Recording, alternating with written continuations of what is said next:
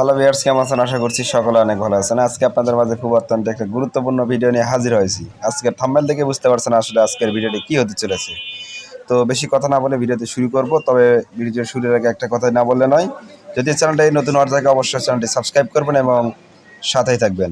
তো আজকের টপিক যেটা হলো সেটা হলো, আপনি হয়তো মেসেঞ্জারে কাউকে ব্লক করছেন। ব্লক করার পর দেখা যায় যে মূলত কাউকে মনে করেন যে আপনি সার্চ করছেন, খুঁজে পাচ্ছেন না, বা আইডিটা খুঁজতেছেন, পাচ্ছেন না। দেখা গেল ব্লকটা আনব্লক করার প্রয়োজন, কিন্তু খুঁজে পাচ্ছেন না। সেক্ষেত্রে কী করবেন?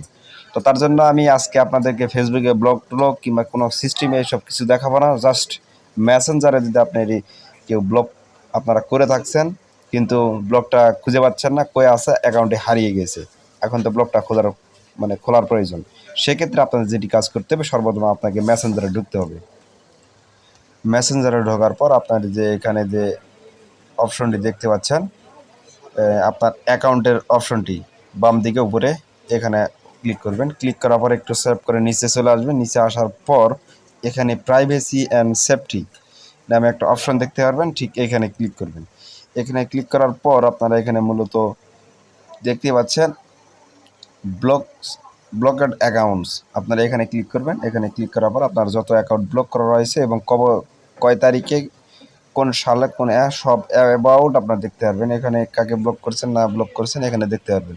তো সুতরাং তারপর দেখা যাবে এখান থেকে আপনার অটোমেটিকলি চাপ দিয়ে ব্লকটি আনব্লক করে দিবেন, চলে গেল।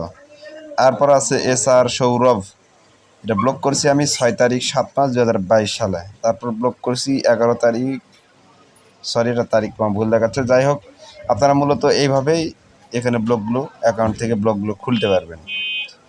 তো সুতরাং আজকে ছিল এই ভিডিও। আশা করি পরবর্তীতে আরও কোনো ভালো ভিডিও হাজির হব। সুতরাং ভালো থাকবেন, সুস্থ থাকবেন এবং আমার চ্যানেলটি সাবস্ক্রাইব করতে ভুলবেন না। সুতরাং ভালো থাকবেন, সুস্থ থাকবেন। আল্লাহ হাফেজ।